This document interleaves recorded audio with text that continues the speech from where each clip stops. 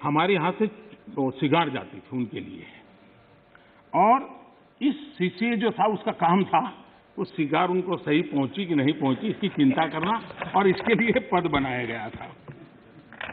वो सिगार की सप्लाई होती थी। 1945 में वो चुनाव हार गए, लेकिन फिर भी वो पद बना रहा और सप्लाई भी जारी रही। देश आजाद हो गया। देश आजाद होने के बाद इसके बाद भी माननीय अध्यक्ष जी ये पद कंटिन्यू था। चर्चिल को सिगरेट पहुंचाने की जिम्मेवारी वाला एक पद मुख्य सचिव के कार्यालय में चल रहा था, और उसने अपने लिए कुछ तनख्वाह मिले, कुछ प्रमोशन मिले, इसके लिए उसे चिट्ठी लिखी थी। अब देखिए ऐसा स्टेटस को अगर हम बदलाव नहीं करेंगे, व्यवस्थाओं को देखेंगे नहीं, तो ये उससे बड़ा क्या उदाहरण हो सकता है। मैं जब मुख्यमंत्री बना तो एक रिपोर्ट आती थी कि आज कोई बलून नहीं आया और कोई पर्चे नहीं फेंके गए। ये सेकंड वर्ल्ड वॉर के समय शायद शुरू हुआ होगा, अभी भी वो चलता था। यानी ऐसी चीजें हमारी व्यवस्था में घुसी हुई हैं। हमें लगता है कि भाई हम रिबन काटेंगे, दिया जलाएंगे, फोटो निकल जाएगी, हमारा काम हो गया। देश ऐसे नहीं चलता है। हमने जिम्मेवारी के साथ देश में बदलाव के लिए हर प्रकार की कोशिश करनी चाहिए। गलतियां हो सकती है, लेकिन इरादा अगर नेक हो तो परिणाम अच्छे मिलते भी हैं। हो सकता है एक आध में हमें न कुछ मिले। आप देखिए हमारे देश में एक समय था कि किसी को अपना सर्टिफिकेट सर्टिफाई कराना है तो कॉर्पोरेटर, काउंसिलर उसके घर के बाहर सुबह क्यू लग जाती थी, और जब तक वो थप्पा न मारे, और मजा है कि वो तो नहीं मारता था, एक लड़का बाहर बैठता था, वो सिक्का मार देता था और देते। अब चल रहा था। मैंने कहा इसकी क्या मतलब है, हम भरोसा करें देश के नागरिक पर। मैंने आकर के वो अटेस्ट करने वाली सारी प्रथा को खत्म कर दिया, देश के लोगों को लाभ हुआ।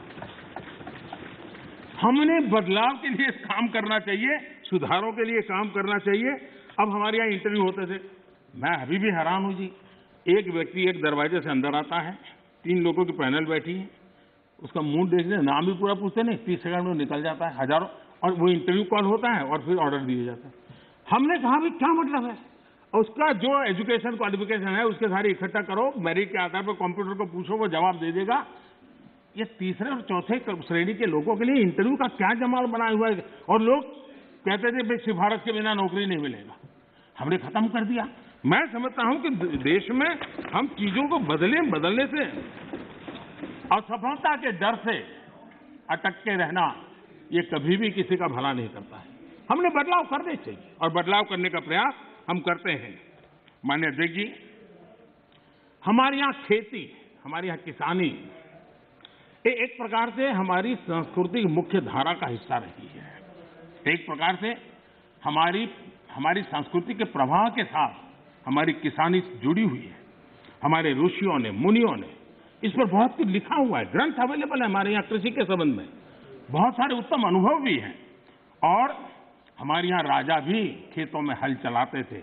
जनक राजा की बात तो हम जानते हैं, कृष्ण भगवान के भाई बलराम की बात हम जानते हैं। कोई भी बड़ा परिवार होगा, हमारे यहाँ किसानी और खेती, ये हमारे जिस देश में सिर्फ कल्टीवेशन ऑफ क्रॉप नहीं, हमारे यहाँ एग्रीकल्चर एक प्रकार का समाज जीवन के कल्चर का हिस्सा रहा हुआ है, और उसी हिस्से को लेकर के हम करें। और ये हमारी संस्कृति है, हमारे पर्व हो, त्योहार हो, हमारे गीत हो, सब चीजें फसल बोने के समय के साथ या फसल काटने के साथ जुड़ी हुई रहती है। ये हमारी यहाँ परंपरा रही है। हमारे जितने लोकगीत हैं वो भी किसानी से जुड़े हुए होते हैं, फसल से जुड़े। हमारे त्योहार भी उसी से जुड़े हुए रहते हैं। और इसलिए, और हमारे देश की विशालता देखिए, हमारे यहाँ किसी को आशीर्वाद देते हैं, शुभकामना देते हैं, तो उसके साथ धन धान्य शब्द उपयोग करते हैं। धन धान्य, धन और धान्य को हमारे यहाँ अलग नहीं करते हैं। सिर्फ धान्य भी नहीं बोलता है कोई, सिर्फ धन भी नहीं होता, धन धान्य बोला जाता है। हमारे यहाँ धान्य का ये मूल्य, ये महत्व समाज जीवन का हिस्सा है। और जो स्थितियां बदली हैं, तो हमने भी उसको फिर से एक पटरी पर लाने के लिए प्रयास करने की आवश्यकता है।